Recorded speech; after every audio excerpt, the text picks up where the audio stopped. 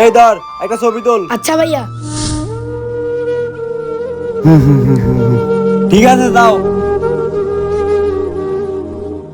আসসালামু আলাইকুম স্যার, ভালো আছেন আপনি? হ্যাঁ ভালো আছি। এই একটা ছবি তোল। ঠিক আছে।